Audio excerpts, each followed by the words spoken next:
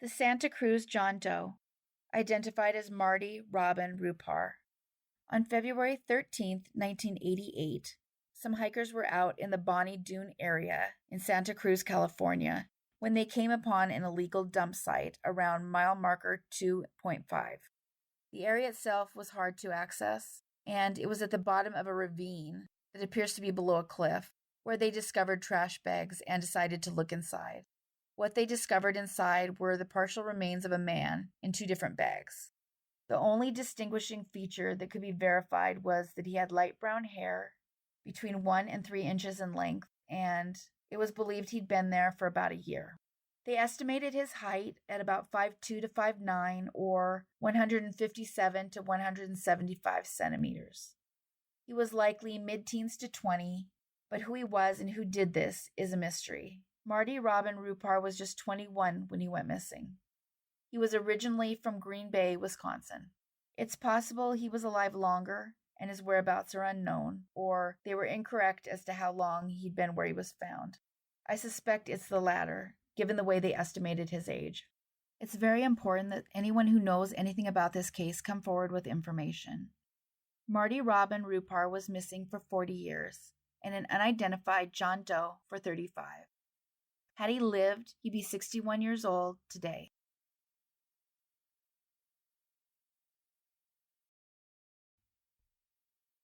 Millie Doe, also known as the Spokane Jane Doe, identified as Ruth Waymire.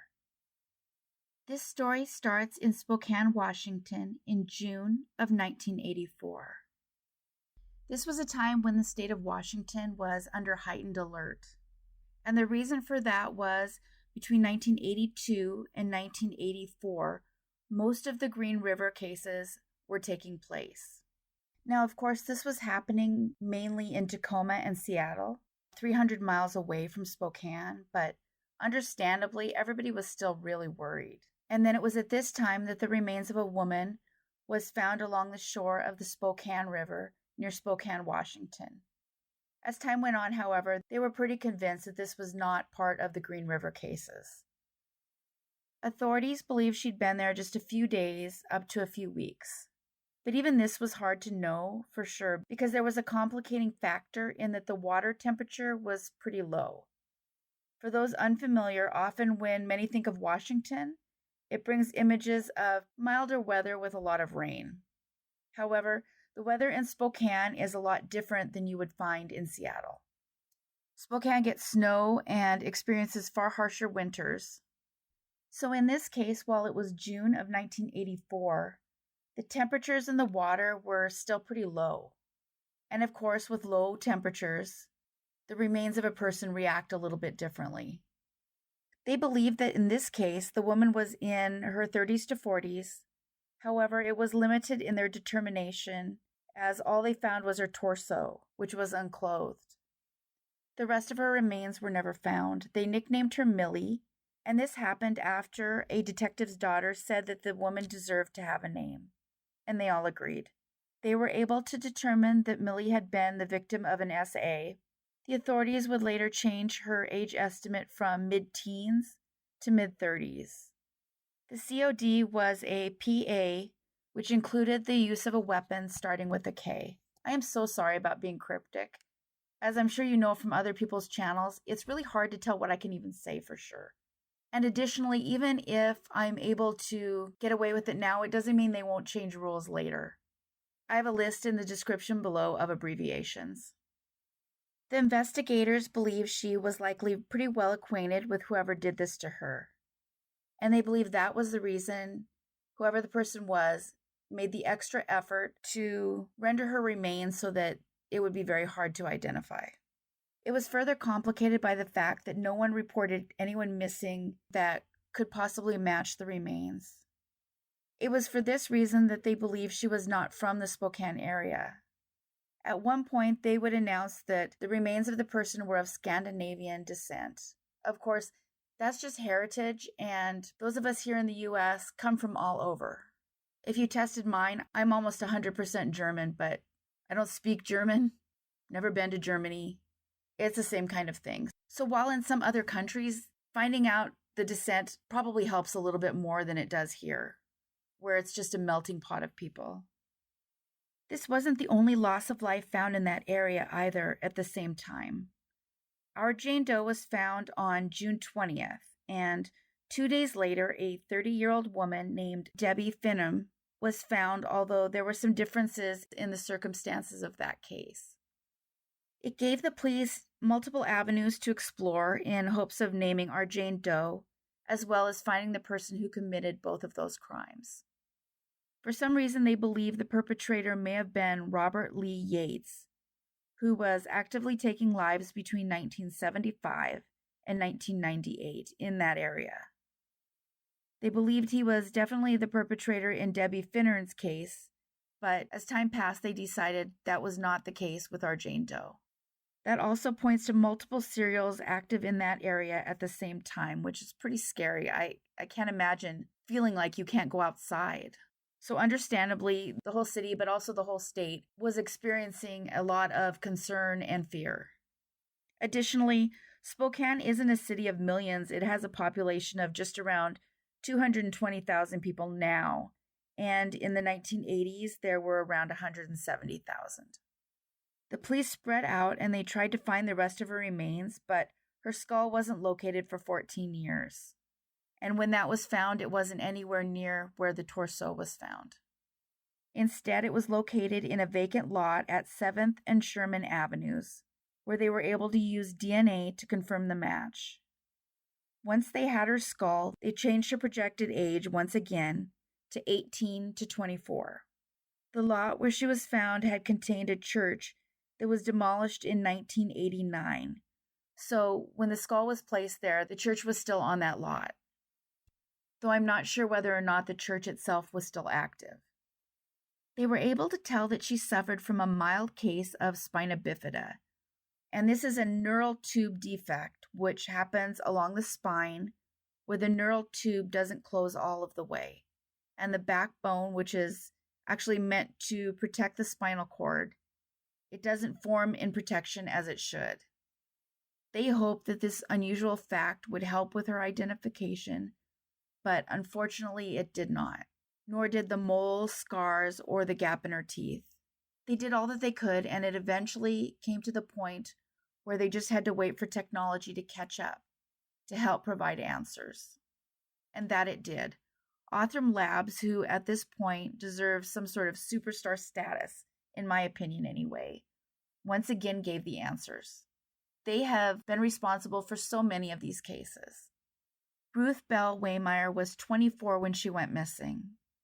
Sadly, she went missing from the same town where she was found, and yet no one ever considered that this was her remains. Ruth Waymire's parents divorced at some point during her childhood, and she moved with her mother and a sister to Spokane. Her father stayed behind, and it appears he cut contact. It was instead the three women who were left to move on and support themselves. Eventually, Ruth became an adult, and she was married twice by the time that she was 24. And it's noted that the last husband had a criminal history, although it's not specific as to what crimes he had been found guilty of. The authorities have disclosed that neither of her ex-husbands have been ruled out as possibly being the perpetrator. And of course, most often it is somebody close to the person, but not always. Also, the way her identity was stripped from her, it could be seen as a way for someone linked to her to avoid paying for that act. In this case, it's definitely suspicious that her husband didn't report her missing. And because she was isolated from her family at the time, it made her just all that much more at risk for something like this happening. It turns out that once Ruth became an adult, she became estranged from her sister, and her mother had passed away. We do know that the man she was married to was named Trampas D.L. Vaughn, and he was born in 1945 in Iowa. So if anyone knows this man or has any information on their marriage or what was going on at the time, it's so important to call the number at the end of this segment. We don't even know for sure who had last contact with Ruth. It's just noted that her last contact was sometime in 1984, which was, of course, the year that she was found. It appears that as soon as their mother passed, the girls went their separate ways, and Ruth's sister had no idea that she was even missing. Further complicating the matter is that Ruth is described as being somewhat of a vagabond. But in the end, it was her sister and her son that would give Ruth back her name. In addition to her son, Ruth had another child born 1 year before her life was taken, though it's not clear who he was living with when Ruth disappeared. The police are searching to find the child and get answers to that question.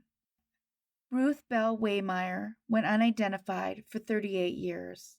Had she lived, she would be 62 years old today.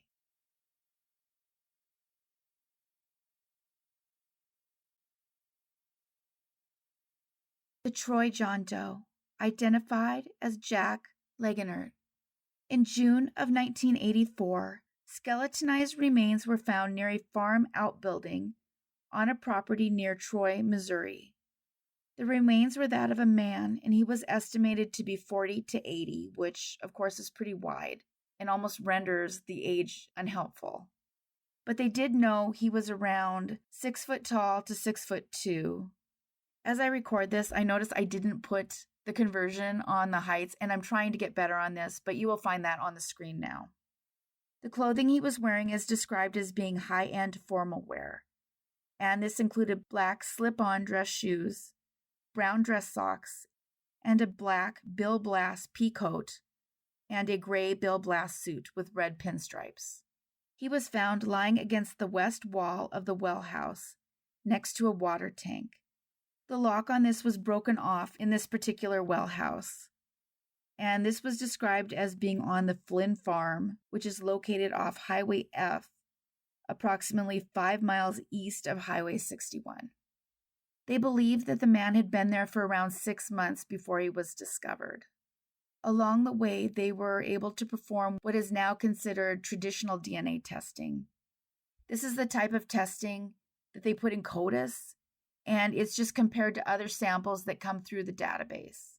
It's far different than genetic genealogy, and genetic genealogy can't be done with this particular type of DNA. This is why people already in CODIS usually need to still go through the motions of being exhumed once again and new processing for DNA done. In this case, Othram took charge of processing his DNA, and they used their own in-house investigation team. Now, of course, this isn't always the result. Othram has their own funding arm for doing this, but they also process samples for the DNA Doe project, which will usually use their own in-house volunteer team. In this case, they worked with the Lincoln County Sheriff's Office, eventually calling in family members, requesting samples to compare with his remains. By this time, they strongly suspected this man was in fact Jack Langeneckert. The official identification came through in March of 2023. The investigation and follow-up of DNA testing confirmed that the decedent was in fact Jack. He was 50 when he disappeared in 1982, and he was from St. Louis, Missouri. At the time, his vehicle was located, but not in the area where he was found. It was instead found at the St. Louis airport, which of course was likely to throw suspicion off of him being that John Doe, if he was ever found. And it worked. Nobody suspected that the remains of the man found near Troy, Missouri belonged to Jack. Troy, Missouri is about 55 miles or 89 kilometers away from St. Louis. At the time, Jack was working as a real estate agent when someone chose to take his life via a GS wound in the back of his skull. Now law enforcement needs people to come forward with information to try to discover who did this and why. No one knows if it was someone he knew or perhaps someone he met through his business. Please call the number on the screen if you have any information at all. Jack went unidentified for 38 years. Had he survived, he would be 88 years old today.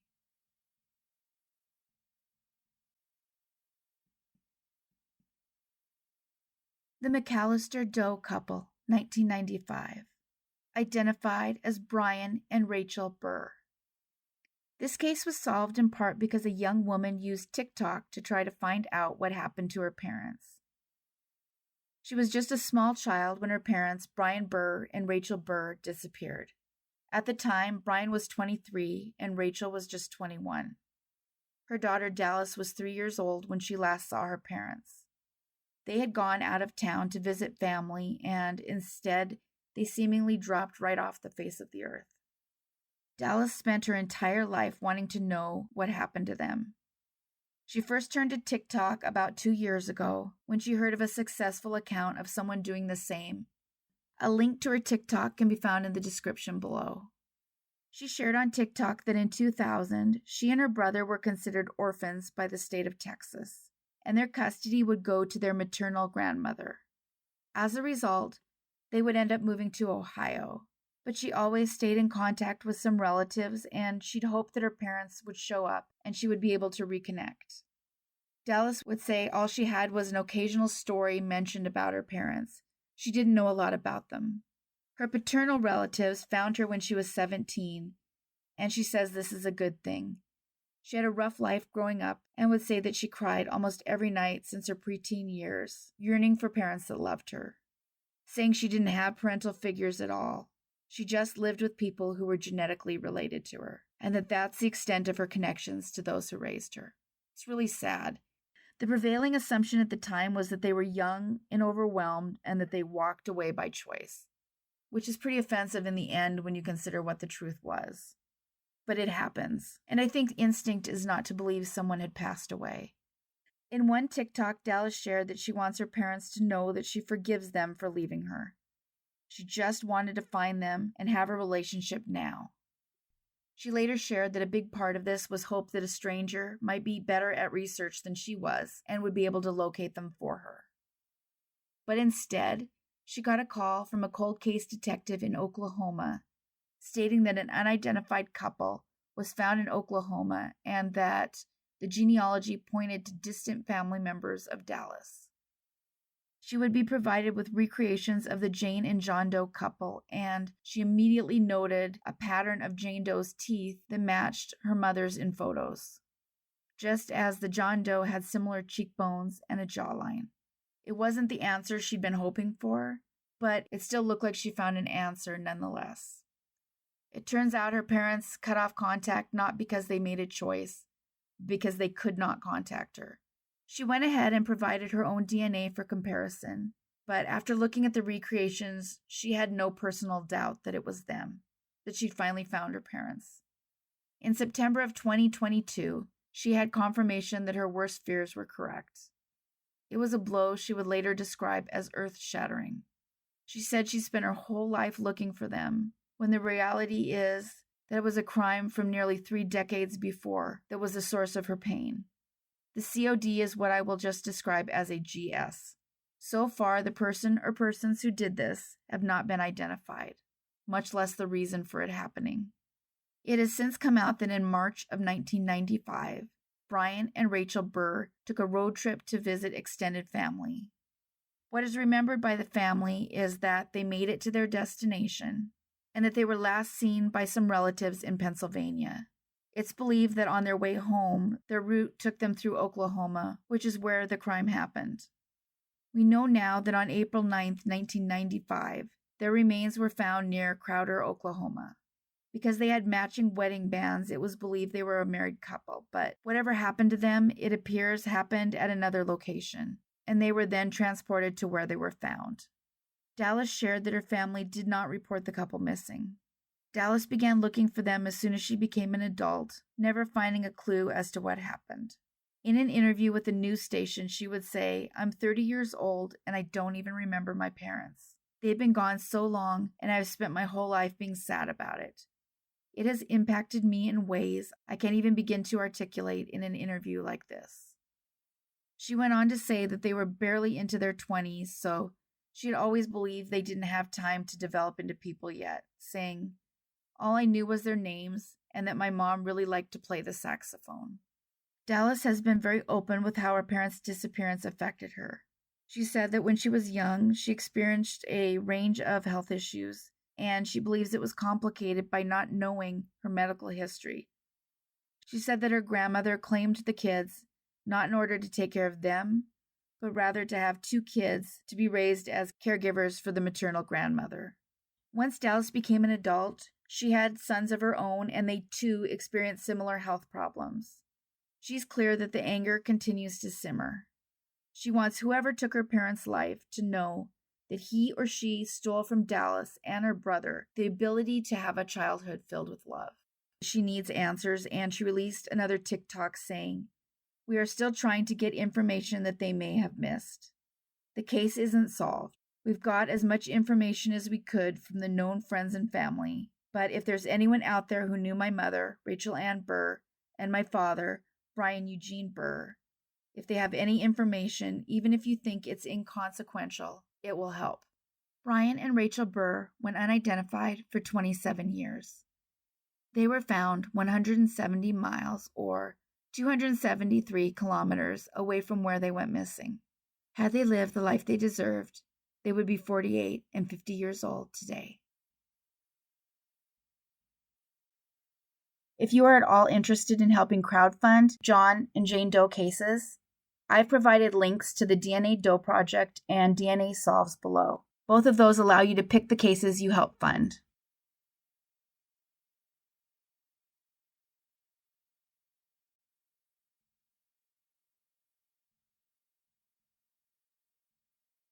The Newport Jane Doe, identified as Mildred Allison Hubertz. Before we dig into the next case, I want to say something about a comment I got on a video. It brings up some important things, and actually I would like feedback from you all that may change how I present these cases. It brought up two very important points in my opinion, and one of them comes up pretty frequently.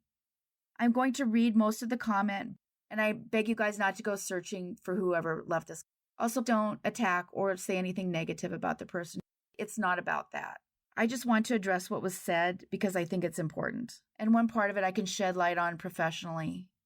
Here's the comment itself. You regularly blame the cops because people are dying while wandering about with no ID at a time when no internet or organizations existed to easily look for missing people. Your ignorance of what life is like before 1990 is breathtaking. Paper files routinely went missing back in the day because they were misfiled. She then goes on to explain about something she knew of being misfiled and the fact that they're filed in a large space in a warehouse and that the reports date back 50 years, which is of course all true, stating in closing that my ignorance is annoying. So the first part of this I want to address because I have professional experience and insight, and she is way off base. It's essentially blaming someone for becoming a doe, and I feel like I have to address that because it's important. I know for a fact it's not true that homeless people are just choosing to walk around without ID. It's so much more complicated than that. I worked as an intensive case manager and the program director in 2 different social service organizations in the 1990s, which was directly the time that she was addressing. One aspect of my job was to help people get identification if they didn't have any, and I'd estimate probably about half of the homeless people that I helped didn't have ID. But I can't think of one of them that didn't have ID by choice. I can't even begin to tell you how often homeless people lose their wallets or purse or whatever when they're stolen from them, for starters. Others were kicked out of homes and not allowed to collect their belongings. And that actually happened a lot too. And that doesn't even count those who had ID and were stripped of that ID by whoever took their life. And it just seems extremely unfair to me, especially in that case, to blame the person for their own unidentification. And at least it felt like it was blaming them. The thing that people don't understand and that I feel like I need to say is it is so hard for a homeless person to replace their ID. It's almost impossible. They need a copy of their birth certificate and their social security card to get the replacement ID, as well as proof of residency and a place to mail the replacement. Half of that is really hard. The rest of us would just take in a bill from our home, but they don't have a home. And there's a circular issue involved that's all intertwined, where you can't get the SSI card without an ID. You can't get the ID without the social security card. You can't get the birth certificate without an ID, and you can't get an ID without your birth certificate.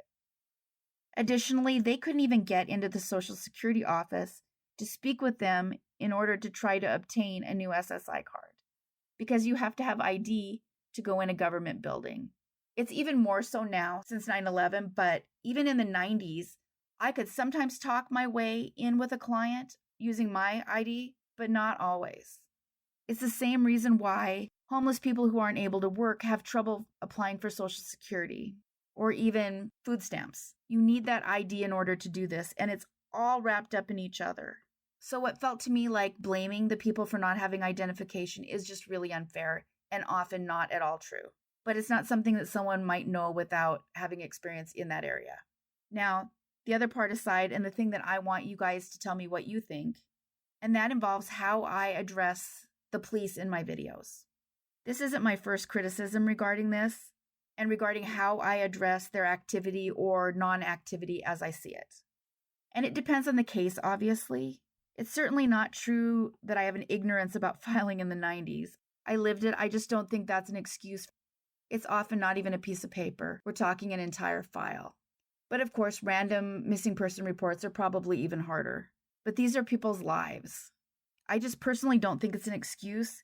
And I thought I was pretty much balancing saying when they worked a case hard and on the flip side when they've made mistakes. And of course, the ones that we encounter are the ones that often had a lot of mistakes. But we see a lot where the police were working hard. They give them nicknames. Often they even pay themselves in order to bury someone and give them a headstone. So I am certainly not blaming all police for what went on. I thought I was taking it case by case and trying to be fair. But clearly it's not seen as fair by a lot of people. Not just the person that commented here, but others.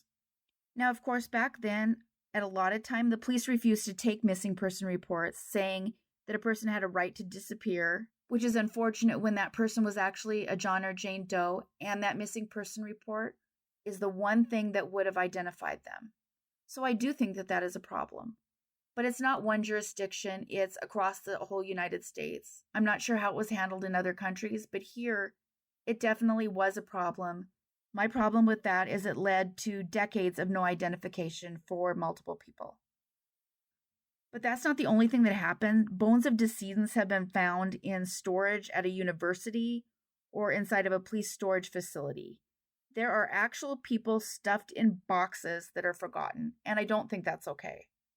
There's over a dozen cases I've covered where they can't do DNA because no one marked where the person was buried, or they weren't buried in the spot they were supposed to be in. In one recent identification, the jurisdiction had no idea the man even existed.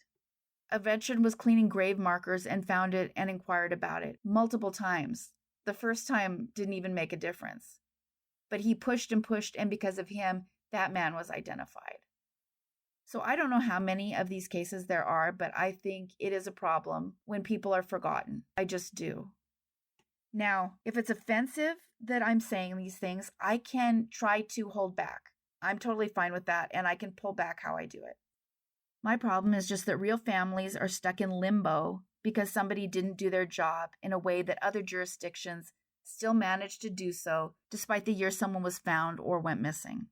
Not to mention, in the 90s, we had databases. It was probably DOS-based, but we had them. It was possible to keep track of reports that way. That's also not an excuse in my mind.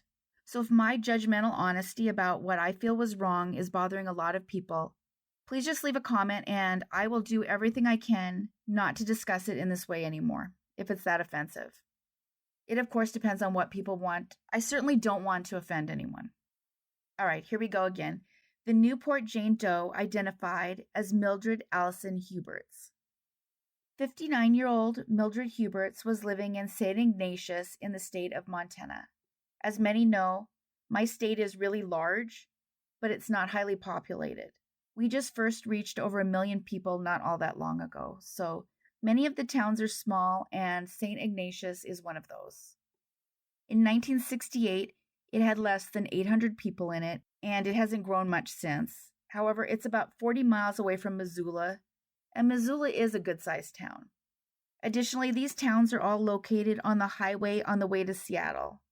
I've driven it myself, so in the interest of painting a picture, I will say that the highway goes through Missoula, then through Idaho, and on into Washington, and it is stunningly beautiful.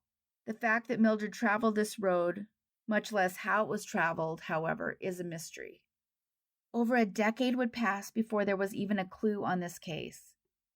14 years later, in November of 1982, hunters would find a skull near Newport, Washington, and this is about a 4-hour drive from her small town of St. Ignatius, Montana, where she went missing.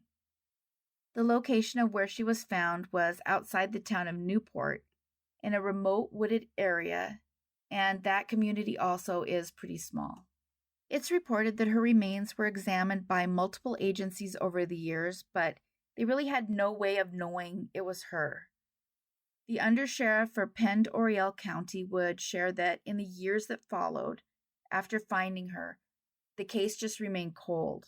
And this is part where I asked the questions before about what I say. In this case, it was a problem that they don't even know what was done on the case, as what was quoted as being a far less extensive record-keeping process by the sheriff and coroner's office at the time. So they were open that a lot wasn't written down or covered. So they don't even know if or how it was investigated. They would go on to explain that the skull was placed in a box and stored away. It went completely unknown until Undersheriff Mike Kress discovered it in 1999. And this is just yet another one of somebody found in a box, and that bothers me to no end. He had no idea what the circumstances even were of the discovery. He dug and dug, trying to discover where the skull came from and what had been done regarding it. But much to his credit, he kept digging. And in March of 2017, county officials would send this to a Washington state forensic anthropologist, and they were hoping to obtain a DNA sample. We know this wasn't the first time the skull was examined. It was definitely examined in 1982 also. But of course, back then, DNA wasn't even a thing. It appears it may have been examined again in 1988. We do know that in 1982, they determined it had likely belonged to a female of Eastern European descent. The first exam estimated her to be 30 to 40, and they believe she'd been there between a month and 6 years. The 1988 examination said she was 27 to 30, 5'5" to 5'10", and had blonde or dishwater blonde hair, saying she was right-handed and had been there for 1 to 5 years. I have no idea how tall she was in truth, or even how they estimated that with just a skull. Possible it's not accurate at all. With what we do know, those early estimates were pretty wrong. She was nearly twice as old as the estimate, and had been there about 3 times as long as they thought. That said, a lot of the examinations are pretty close. So it all depends, I think, on the knowledge and training of the person doing the estimate, and perhaps, of course, the condition of the remains.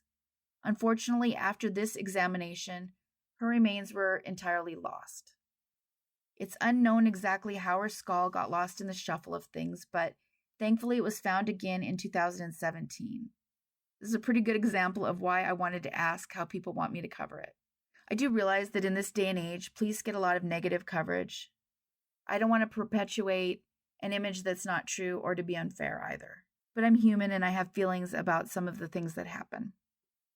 We do know that this case was finally entered into NamUs, which is the National Missing and Unidentified Persons System, once it was rediscovered. They did all they could at the time to process and get her DNA, and that was entered into CODIS, but there were no hits. In order for there to be a hit in CODIS, one of her family members, or 2 if possible, donate their DNA, and that's set aside in a separate spot to search anyone missing. And then criminals are also run through that same database. So without one of those 2 things happening, there wouldn't be a hit if she wasn't related to somebody. After the CODIS check failed, in came Othram Labs, who obtained another DNA sample. This one was suitable for forensic genealogy. And they uploaded it to 2 public databases, and in March of 2022, they would announce that they finally had her name. Mildred Christine Hubertz. Mildred had finally been found after almost 55 years. She was missing almost as long as she'd been alive. In fact, her identity came about 114 years after she was born. It was her own great-granddaughter whose DNA would confirm her identity. They learned a little bit of Mildred's history. In high school, she was skilled in typewriting and enjoyed sports. She thrived in school and she was smart. One of her favorite subjects was physics. I wish the story of Mildred was a little more complete. If more comes out before I finalize this story, I'll include an editor's note. My favorite part is learning who they were and what their life was like, but there just isn't a lot here. This actually brought up a lot more questions and answers, So if anyone knows how she ended up where she was, if she left her home of her own accord, why she was in a remote area, all of that needs to be answered yet. It was incredibly lucky she was found at all, in fact, because of how remote the area she was found in was. In 2017, the examination would suggest a wide, blunt object, perhaps a rock or a baseball bat, had been in contact with her skull in the right frontal lobe, and this blunt force was most likely the COD. It's believed they searched the area in 1982 when the skull was found, but of course there's no real proof because whoever investigated then didn't write it down. It does appear that there's a conclusion that there was no clothing, footwear, jewelry, or anything like that found in the area. Of course, a lot of time had passed and it's possible things had scattered. They did indicate that a file was found, and by the way it's worded, I assume that's a fingernail file. They also found a flashlight, a watch, glasses, and opera glasses. All or none of them may have belonged to her. In all fairness also, even if the police had handled the case better, almost impossible that she would have been identified at the time. The age estimates and such were far, far off. She was far enough from home that it would also make it harder. This all also includes the assumption that Mildred passed around the time she disappeared. There's no way to even know that for sure. Cases like this are so dependent on people calling in with information. I know it's a lot harder because the case is older, but possibly younger family members remember something that was said. Anyone with information, please call the number provided. Mildred Allison Hubertz was missing for 55 years. She was an unidentified Jane Doe for 41. She was found 185 miles, which is 297 kilometers, away from where she went missing.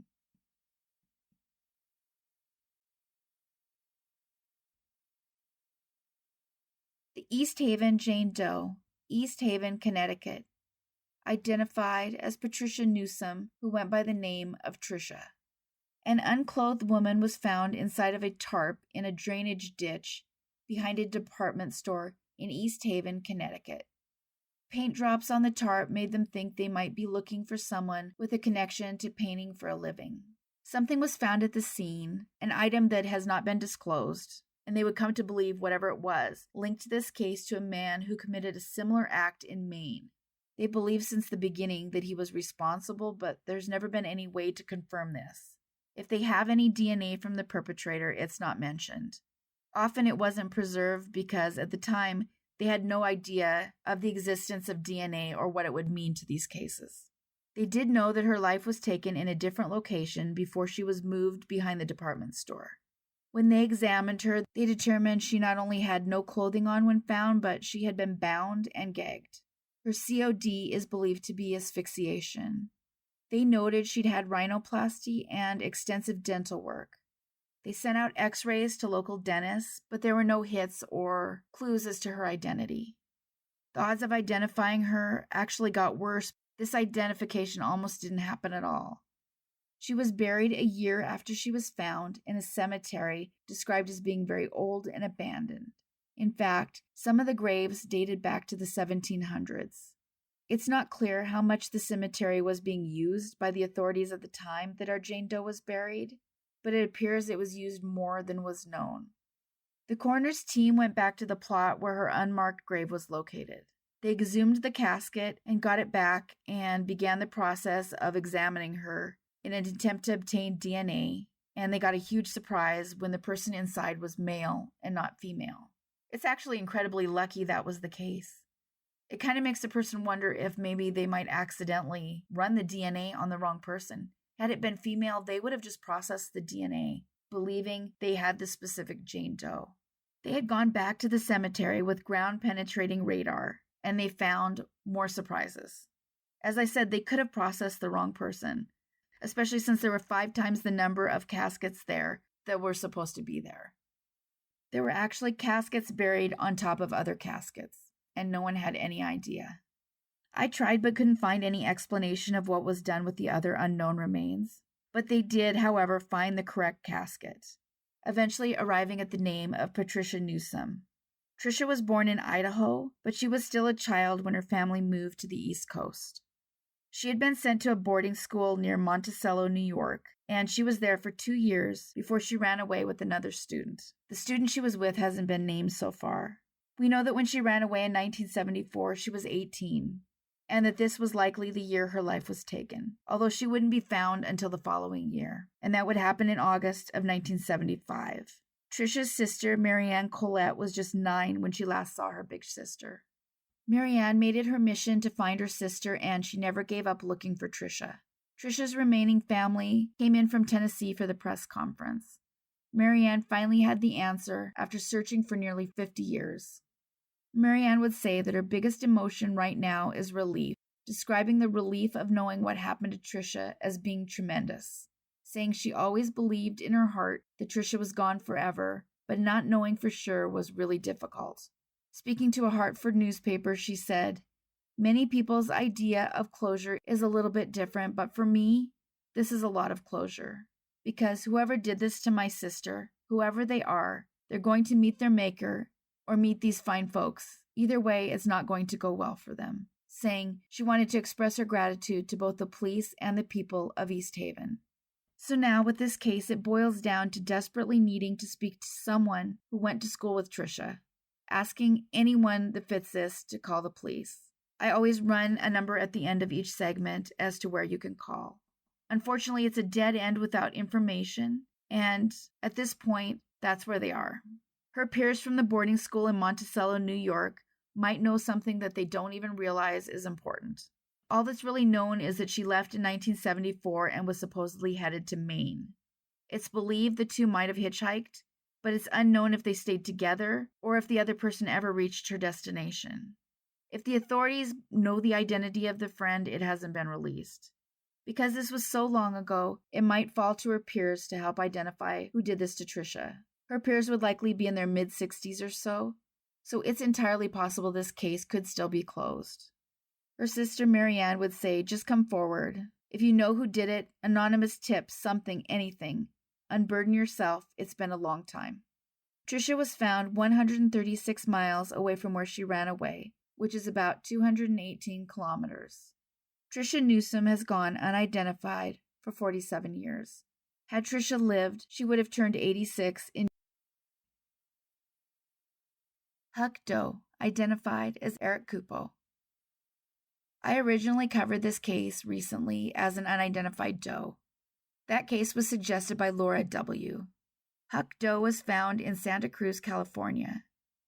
I decided it would be best to just play the old video first. It's complicated, and those who did this are in jail, and my original video explained all of this. So I'll run that video first, and then I will follow up with an update on his identification. Unidentified Doe, Eric Doe, also known as Huck, located in Boulder, Colorado. On December 27, 1998, in a remote location in Boulder Creek, California, remains were located on a remote mountain. In a case like this, we're usually talking about remains that had been there for a long time before somebody found them. But in this case, it was pretty quick. He'd only been there maybe 3 to 8 weeks. They believe he was 16 to 25 and around 5'6" to 5'8". If he was indeed 16 to 25 in 1998, this would mean his date of birth was possibly from 1973 to 1982.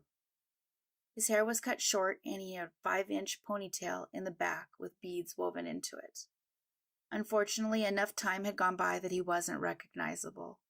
They also noted he'd been beaten pretty badly, so they may not have been able to recognize him anyway. Someone had also stabbed him. It was noted he had opiates in his system. 1 year and 1 month later, in January of 1999, a tip came into the police from a young man. He said that a truck driver had picked him up and kept him chained inside the truck, a victim of SA. While he used the alias of Jeremy Coleman, this is where it gets a little convoluted because he appears to have suggested that he had abused himself another unnamed victim. So a victim victimized somebody else, essentially. Both were arrested, the truck driver and the man using the alias of Jeremy Coleman. The young man would eventually be identified as Jeremy Towner. Evidence was found in the man's home tying him to the death. Towner would be sentenced to life in prison in September 2021 for our John Doe's death. It came out that between November 10th to 15th, 1998, Towner drove himself, the victim, and the victim's girlfriend, whose name was Anna, to his friend Kimberly Labore's cabin. He had another friend, James Dotson, who was already there. Towner had gone there under the guise of picking up some of his belongings from the cabin. Towner knew the victim and his girlfriend, and the two had been hanging out in a group where most of the people were homeless. They knew him in that group as Huck, but they think his real name may have been Eric. Eric may have been from Florida as well. He was a drug user at the time of his death. They also believe he was homeless. Anna, along with a man named Mitch Russell, went to bed. It was then that they chose to take Huck's life. When Russell woke up, he was told Eric Doe had left. However, when they got back to town, Towner started bragging to Russell about how he and his friends had taken Eric's life. Labore and Dotson became concerned not out of guilt for what they'd done, but concern about getting caught. But it turns out that Towner had a big mouth, and they were concerned. They went on to threaten Towner and Russell, telling them to keep quiet. During his trial, Towner reportedly cried, "Man, I didn't want this guy to die." However, after his sentencing, he addressed the prosecutor, telling her, "I hope you feel satisfied. You just booked the wrong kid.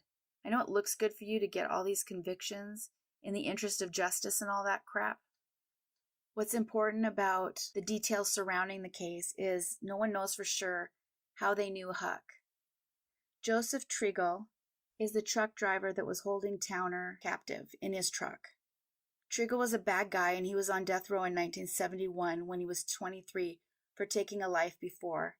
But then the Supreme Court ruled it unconstitutional, and they let the guy out. And of course, he was free to hurt others once again. And he did. I'm skipping through some of the details because I am much more interested in the Doe, and at the same time, I don't want to leave out anything that might help identify him. No matter what Trigal did to Towner, it doesn't excuse what Towner did to Eric or Huck Doe.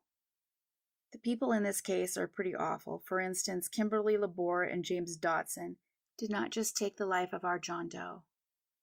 They also took the life of Gaylord Chilcote, and he also deserves recognition because he mattered too. What I find really annoying and upsetting is Kimberly Labore claims it's not her fault that these men lost their lives. It was her addiction, and she had no choice. Governor Jerry Brown actually bought into this and reduced her sentence from 60 years down to 20.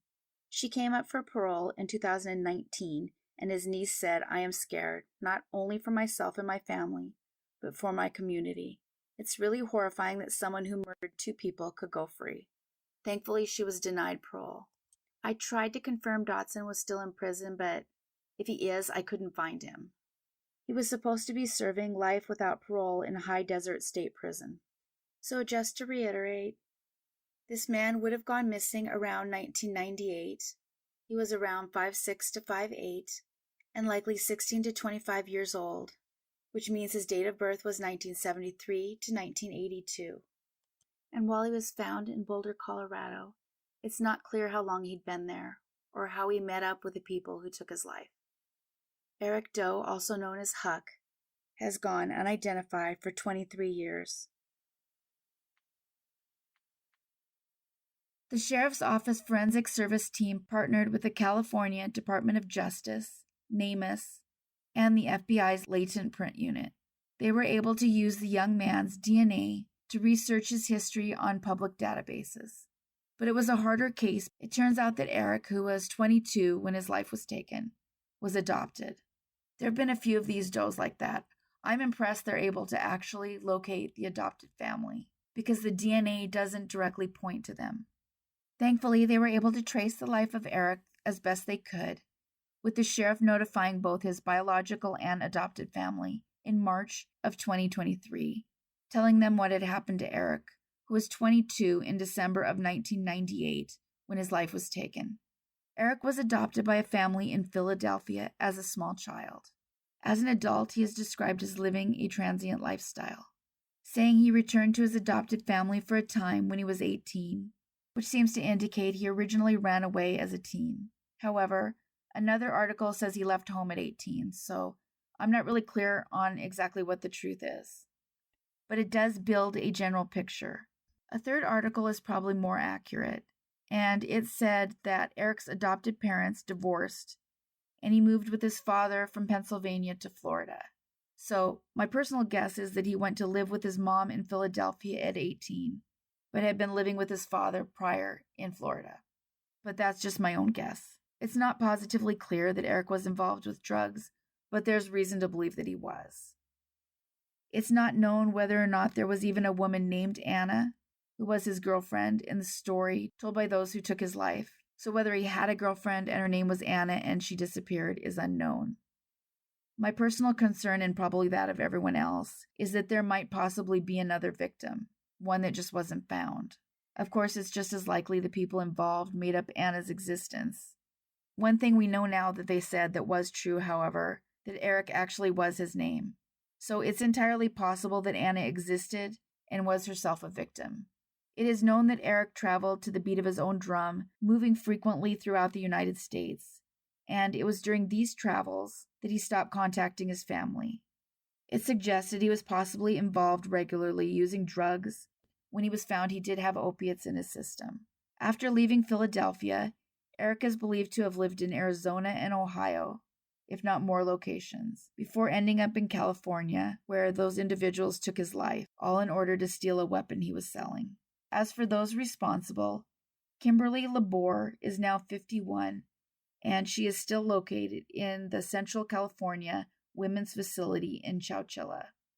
Her sentence was, of course, reduced by Governor Jerry Brown, and she's been eligible for parole since 2017. That parole, however, has so far been denied. It was last denied in 2021, and this means she cannot ask for parole again until 2026. James Dotson is now 50, and he resides at the Mule Creek State Prison in Sacramento. He's serving life without the possibility of parole. Jeremy Towner is now 41, and he's serving 22 to life.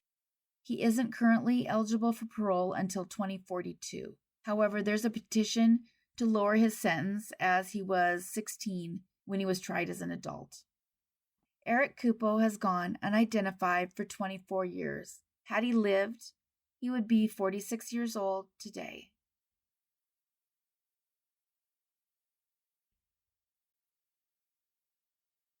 Huge thanks for watching all the way to the end, and a big thanks to all of you who consistently like and comment on the videos.